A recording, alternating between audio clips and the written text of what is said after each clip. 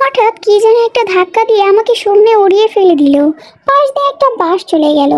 আমি ধাক্কা খেয়ে রাস্তার এক পাশে গড়িয়ে পড়লাম। চোখ দুটি রক্তে বন্ধ হয়ে আসছে, নাক মুখ দিয়ে রক্ত বের হচ্ছে। অনুভব করতে পারছি কেউ একজন আমাকে বুকের সাথে শক্ত করে জড়িয়ে ধরে আছে আর বলছে, প্লিজ ক্ষমা করে দাও আমাকে, আমি তোমার পেয়ে, তোমার কিছুই হবে না জাঙ্কুক, আমাকে ছেড়ে কোথাও যেতে পারো না তুমি। তারপর আর কিছু মনে নেই। অন্যদিকে একদল লোক এসে আমাকে হাসপাতালে নিয়ে যায়। এদিকে তেকে আজ পাগল পাগল লাগছে। ফোনটা বের করে জাঙ্কুকের বাবার কাছে ফোন দিয়ে কাঁদতে লাগলো। কি রে মা, কাঁদছিস কেন? কি হয়েছে, কথা বলছিস না কেন? বাবা, জাঙ্কুক, জাঙ্কুক, জাঙ্কুক, কি হয়েছে জাঙ্কুকের? বাবা, জাঙ্কুক অ্যাক্সিডেন্ট করেছে বাবা, ওকে ছাড়া আমি বাঁচবো না, ওকে বাঁচান বাবা, আমার মেয়েটার কি হবে বাবা, আপনি প্লিজ সদর হাসপাতালে আসেন। এদিকে তের মুখে জাঙ্কুকের বাবা জাঙ্কুকের অ্যাক্সিডেন্টের কথা শুনে তার পায়ের নিচে মাটি সরে গেল। তাড়াতাড়ি তার মাকে ডেকে বলল, কই গো জাঙ্কুকের মা, হসপিটালে যেতে হবে আমাদের, জাঙ্কুক অ্যাক্সিডেন্ট। কি হয়েছে আমার বাবার? তোমাকে বলেছিলাম আমার ছেলেটাকে আর কষ্ট দিও না, কিন্তু তোমরা সবাই মিলে আমার ছেলেটাকে প্রতি রাতে কাঁদিয়েছো। এদিকে হসপিটালে এসে দেখে জাঙ্কুককে হসপিটালে অপারেশন থিয়েটারে নিয়ে গেছে। তে কাছে ইউনো সাহেবও আসছে, তেকে বুঝাচ্ছে। তে জাঙ্কুকের মাকে জড়িয়ে ধরে কাঁদতে কাঁদতে বলল, মা ও কোনো কথা বলছে না, ওকে ছাড়া আমি সত্যি মরে যাব, ও যে আমার নিঃশ্বাস, আমি বাঁচবো না মা, জাঙ্কুককে ছাড়া আমি বাঁচবো না, ওকে বাঁচান, ওকে চিরদিনের জন্য পাওয়ার জন্য কত কিছুই না করেছি, এখনো প্রতি রাতে তার দেওয়ার শেষ অবলম্বন টেকুককে বুকে নিয়ে বেঁচে আছি। তখন হঠাৎ অপারেশন থিয়েটার থেকে একজন ডাক্তার বেরিয়ে আসতেই তে দৌড়ে গেল। প্লিজ ডাক্তার বলেন আমার স্বামী কেমন আছে, ওর কিছু হবে না তো? প্লিজ ডক্টর চুপ করে থাকবেন না। দেখুন আমরা আমাদের সর্বোচ্চ চেষ্টা করেছি, কিন্তু এখন আমাদের আর কিছুই করার নেই। আল্লাহকে ডাকেন, তিনি যদি ইচ্ছা করে তাহলে বাঁচতে পারে, রোগীর ক্রিটিক্যাল অবস্থায় আছে। ডাক্তারের কথা শুনে তের পায়ের তলার মাটি সরে গেল, চোখ থেকে টুপটাপ করে পানি ঝরছে। ডাক্তার সাহেব, আমি কি জাঙ্কুকের সাথে দেখা করতে পারি? যান, তবে কোনো কথা বলবেন না। এদিকে তে ডাক্তারের কথা মতো জাঙ্কুকের কেবিনে ঢুকতেই বুকটা হু হু করে কেঁদে দিল। সারা মুখে ব্যান্ডেজ করা, মুখে অক্সিজেন মাস্ক লাগানো, খুব কষ্ট লাগছে তের কাছে। জাঙ্কুকের মায়ের মুখটা বারবার ভেসে উঠছে। তে কিছুই ভাবতে পারছি না। তখন জাঙ্কুকের পা দুটি জড়িয়ে ধরে কাঁদতে লাগলো আর কাঁদতে কাঁদতে বলল, জাঙ্কুক প্লিজ আমায় ক্ষমা করে দাও, আমায় ছাড়া কোথাও যেও না তুমি, তোমার পায়ের নিচে থাকতে দাও আমায়, তোমার পায়ের নিচে যে আমার সব সুখ। আমি তোমাকে অনেক কষ্ট দিয়েছি জাঙ্কুক, প্লিজ আমায় ছেড়ে দিও না। তুমি না বলেছো তোমার যদি কখনো মেয়ে হয় তার নাম টিকুক রাখবে। তুমি জানো না টিকুক তোমার আর আমার মেয়ে, জানো তোমার মেয়ে জানে তুমি ওর বাবা। তোমাকে কতবার বাবাটিকে বুকে জড়িয়ে নিতে চেয়েছিল, কিন্তু আমি তোমাকে বাবা বলে ডাকতে দেইনি। তুমি তোমার মেয়েকে বুকে জড়িয়ে নেবে না? ওই আমার জীবন, আমার বেঁচে থাকার অবলম্বন, তোমাকে ছাড়া যে আমি আমাকে কল্পনাও করতে পারি না। কথাগুলো বলতে বলতে পা দুটো বুকের সাথে জড়িয়ে কাঁদতে লাগলো আর সামনে পায়ে চুমু খেতে লাগলো। এদিকে পেছন থেকে একজন নার্স এসব দেখে নিজের অজান্তেই কেটে দিয়েছে। তারপর তের কাঁধে হাত রেখে বলল, বোন প্লিজ এভাবে কান্না করো না, রোগীর ক্ষতি হবে, আল্লাহকে ডাকো। নার্সের কথা শুনে জাঙ্কুকের পা ছেড়ে দিলাম, কলিজাটা ফেটে যাচ্ছে। বাসা থেকে ফোন দিল, টিকুক নাকি খুব কাঁদছে, তার বাবার জন্য কেউ তার কান্না থামাতে পারছে না।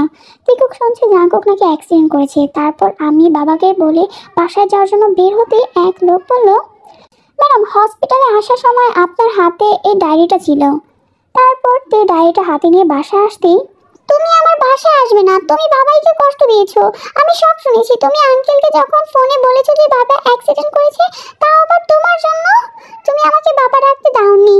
আমার বাবা অনেক ভালো, সেদিন আমার জন্য কান ধরেছিল, আমাকে বুকের সাথে জড়িয়ে ধরেছিল, আমার গালে মুখে পাপ্পি দিয়েছিল। আমি বাবাই ডাকতে চেয়েও বাবা ডাকতে পারিনি, কারণ তুমি তুমি ডাকতে নিষেধ করেছিলে বলে। ছোটবেলা থেকে বাবার ছবি দেখিয়ে বলেছো ওটা তোমার বাবা। যেদিন বাবাকে প্রথম দেখলাম সেদিন দৌড়ে বাবার কোলে গিয়ে বলতে পারিনি বাবা তুমি আমাকে ছেড়ে কোথাও যাবে না। সব ছেলে মেয়েরা বাবার কোলে চলে স্কুলে যায়, তখন তাদের বাবা জড়িয়ে ধরে আদর করে, তখন আমি তাদের থেকে চেয়ে থাকি, আমার খুব কষ্ট হতো তখন। দেখুক মামুনি, বাবাই ভালো হয়ে যাবে। মা আমার, তুমি কেঁদো না, তুমি আমার মা ডাকবে না, তুমি আমার কেউ না, তুমি বাবাইকে কষ্ট দিয়েছো, আমার বাবাইকে বাবাই বলে ডাকতে দাওনি। মানুষটাকে বড্ড বেশি কষ্ট দেওয়া হয়ে গেছে এতে।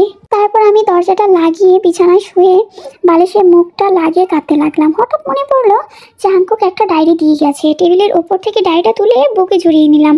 তারপর ডায়েরিটা খুলতে আমি চমকে গেলাম। ডায়েরির প্রথম পৃষ্ঠায় লেখা, আমার এই হৃদয়ে লিখলাম তোমারই নাম।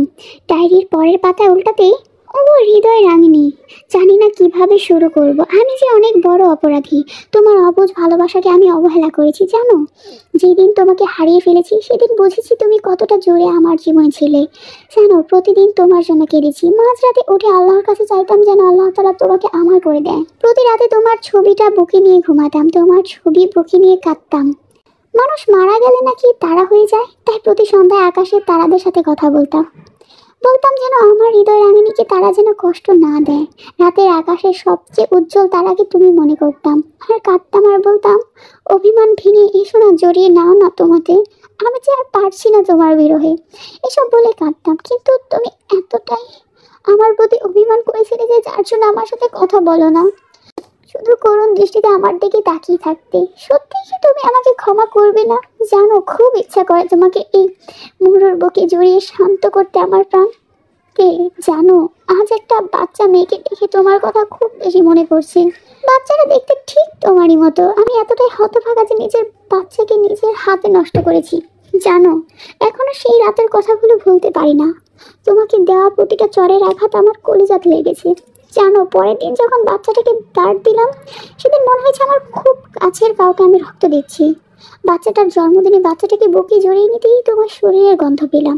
কিন্তু যখনই শীতে তোমার মতোই কাউকে দেখলাম, তখন সত্যি ভেবে নিয়েছিলাম আল্লাহ আমার ডাক শুনেছে। আমি আনন্দে আত্মহারা হয়ে গেছিলাম। কিন্তু যখন শুনেছিলাম ওটা তুমি নও, আমাকে চেনো না, তখন আমার কলিজাটা ফেটে যাচ্ছিল। যখন ইউনো সাহেব এসে হাত ধরলো আমার কাছে, তখন মনে হয়েছিল কেউ যেন আমার কলিজাটা দুমড়ে মুচড়ে ছিঁড়ে যাচ্ছে। জানো, তুমি নেই চিনো, নিজের অজান্তে পাগলাম করছি। বাসায় এসে কেঁদে বুক ভাসিয়েছি। পরের দিন ঠিক করলাম তোমার জন্য লেখা ডায়েরিটা ফিয়াপুকে দিয়ে তোমার কাছেই চলে আসবো। আমি যে আর পারছি না তে, মৃত্যুর পথ বেছে নেওয়া ছাড়া আমার আর কোনো উপায় নেই। তোমাকে ছাড়া যে এখন আমার নিঃশ্বাস নিতেও কষ্ট হয়। কষ্টটা আরও বেশি হয় যখন তোমারই মতন ফি নামক মেয়েটা তার স্বামীর হাত ধরে আমার সামনে দিয়ে হেঁটে যায়। যেন তখন বড্ড বেশি তোমার কথা মনে পড়ে। কি করব, আমি তোমাকে ছাড়া বাঁচতে পারছি না। তোমাকে নিয়ে লেখা শেষ অবলম্বনটা তোমাকে মনে করে ফিয়াপুকে দিয়ে গেলাম। জানো, খুব কষ্ট হচ্ছে লেখাগুলো লিখতে। আমি আসছিতে ডায়েরিটা পড়তে চোখ দিয়ে জল গড়িয়ে পড়ল তীর। তীর আজকে একটা মিথ্যার জন্যই জাঙ্কুক মৃত্যুর কিনারায়। খুব কষ্ট হচ্ছে তীর। জাঙ্কুকের মুখটা বারবার তীর সামনে ভেসে উঠছে। এইসব ভাবছিল, তখনই হঠাৎ বাইরে কিছু ভাঙা শব্দ পেল। তীর তাড়াতাড়ি করে রুমের বাইরে এসে দেখে তেগো কাছে আর খাবারের প্লেট ফেলে দিচ্ছে। মা, রাগ করে না, খেয়ে নাও। তুমি আমাকে মা বলবে না, আমাকে বাবার কাছে নিয়ে যাও। আর তুমি আমার বাবাকে কষ্ট দিয়েছো, আমার সাথে কথা বলবে না তুমি। প্লিজ দেখো মা, আমার তোমার বাবার কিচ্ছু হবে না, প্লিজ কান্না করো না, খেয়ে নাও। আমাকে বাবার কাছে নিয়ে যাও, বাবাকে না দেখে আমি খাবো না। হঠাৎ তখনই জেহবকে ঘরে আসতে দেখে তে ভাইয়া বলে কেঁদে গিয়ে বলল, ভাইয়া জাঙ্কুক বাঁচবে না, জাঙ্কুকে ছাড়া আমিও যে বাঁচবো না ভাইয়া। কান্না করিস না বোন, আল্লাহ তাআলা সব ঠিক করে দেবেন। তোর কান্না যে আমি দেখতে পারি না। মা বাবাকে ছোটবেলায় হারিয়েছি, ভিকেও প্রথম দেখাতেই হারিয়ে ফেলেছি। তোকে খুন করার জন্য আয়ু নামের মেয়েটা কন্ট্যাক্ট করেছিল। তোকে খুন করতে এসে তোর গলার লকেট দেখে চিনে ফেলেছি তুই আমার ছোটবেলার হারিয়ে যাওয়া বোন তে। কিন্তু সেই সময় ভিকে গায়ের নিচে চাপা পড়তে দেখি তোর চেহারা ভিয়ের মতোই ছিল। তাই যখন দেখলাম ভি রাস্তার পাশে পড়ে আছে, দৌড়ে বুকে টেনে নেই।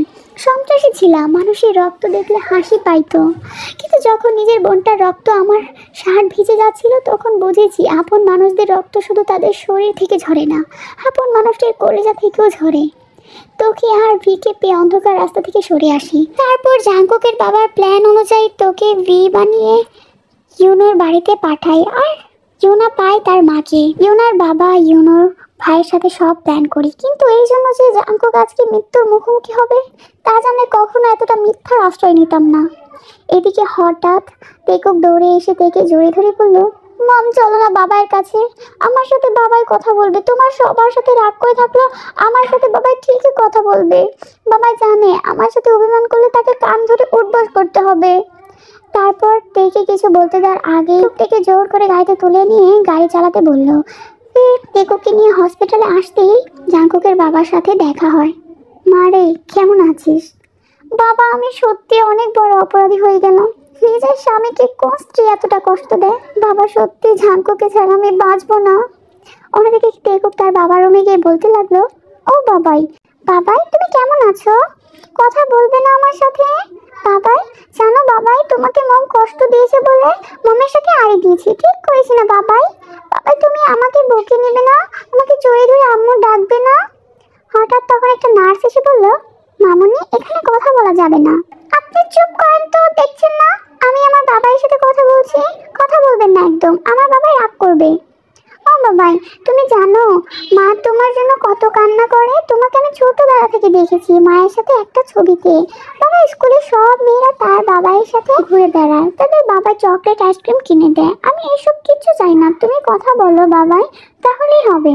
কথা বলছো না কেন বাবাই? দেখছো না তোমার টেকো কাছে, প্লিজ বাবা কথা বলো। আর চুপ করে থেকো না, আমাকে বুকে নাও না, তোমার বুকে যেতে খুব ইচ্ছা করছে। ও বাবাই, এত অভিমান কিসের তোমার? হ্যাঁ, কথাগুলো বলছে আর কাছে দেখো। এদিকে টেকোর কানা দেখে সবাই কাছে। তের কাছে মনে হচ্ছে তার কলিজাটা ফেটে যাচ্ছে। কিছুক্ষণ পর জাঙ্কুক কেমন যেন করতে লাগলো। ডাক্তার এসে দেখতেই জাঙ্কুক কেমন যেন নড়াচড়া বন্ধ করে দিল। জাঙ্কুকের স্যালাইন নেওয়া বন্ধ হয়ে গেছে। হঠাৎ তখনই ডাক্তার এসে জাঙ্কুকের মুখ থেকে অক্সিজেন মাস্ক খুলে দিল, তারপর স্যালাইনটাও খুলে দিল। বলল, জাঙ্কুক আর কোনোদিনও ফিরবে না। যা ভেবেছিলাম তাই হলো। এদিকে তে ভাবতে পারছে না জাঙ্কুক মারা গেছে। সবাই কান্না করছে, তে নিস্তব্ধ হয়ে গেছে। এদিকে সবাই জাঙ্কুকে জানাজা করে কবরে নিয়ে যাচ্ছে। তে বাকরুদ্ধ হয়ে গেছে, ফ্যাল করে তাকিয়ে আছে জাঙ্কুকের চলে যাওয়ার দিকে। তের কলিজাটা ফেটে যাচ্ছে। আজ একটি ভুলের জন্য জাঙ্কুক সারা জীবনের জন্য হারিয়ে গেল তের জীবন থেকে। এদিকে জাঙ্কুকের কবরে নামালো।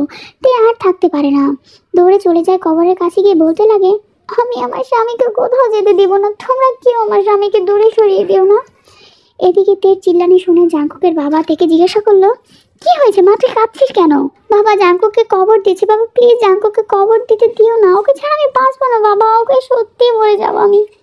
মা রে, তুই দুঃস্বপ্ন দেখেছিস, জাঙ্কুক বেঁচে আছে, ডাক্তার আল্লাহকে ডাকতে বললো। তারপর তুই দৌড়ে জাঙ্কুকের বেডে গিয়ে দেখলো তেকুক জাঙ্কুকের বুকে শুয়ে আছে, মুখে অক্সিজেন মাস্ক লাগানো, শুয়ে স্যালাইন যাচ্ছে। তে তাড়াতাড়ি গিয়ে জাঙ্কুকের কপালে চুমু দিয়ে জাঙ্কুকের পা ধরে কাঁদতে লাগলো, প্লিজ তুমি আমাকে ছেড়ে দিও না, কিভাবে বাঁচবো আমি তোমায় ছাড়া? তুমি যে আমার জীবন, তুমি যে আমার ভালোবাসা। প্লিজ ম্যাডাম এইভাবে কাঁদবেন না, পেশেন্টের সমস্যা হবে, পারলে আল্লাহকে ডাকেন। তারপর তে ঘড়ির দিকে তাকিয়ে দেখে রাত 1টা বাজে। তে তাড়াতাড়ি গিয়ে 2 রাকাত নফল নামাজ শেষ করে মনাজাতে আল্লাহর কাছে অনেক চাইলো তার স্বামীকে। তারপর তে মনাজাত শেষ করে জানামাজে ঘুমিয়ে গেল। তারপর ভোরের আলো পড়তেই তের ঘুম ভেঙে যায় আর তে উঠে দৌড়ে গিয়ে জাঙ্কুকের বেডে যায়। তে গিয়ে দেখে জাঙ্কুকের অক্সিজেন মাস্ক খোলা। তারপর ডাক্তার এসে বলল, সরি, জাঙ্কুক আর ফিরবে না। কথাটা বলেই ডাক্তার চলে গেল। সাথে সাথেই তে চিল্লাচ্ছে আর কাছে বলছে, না আমার জাঙ্কুক আমাকে ছেড়ে কোথাও যেতে পারে না। তখন সাথে সাথে জাঙ্কুকের পা দুটি জড়িয়ে ধরে বলতে লাগলো, হেই তুমি আমাকে ছেড়ে যেও না, আমি সত্যি তোমাকে ছাড়া বাঁচবো না, তোমার বুকে যে আমার শেষ ঠিকানা, প্লিজ কথা বলো জাঙ্কুক।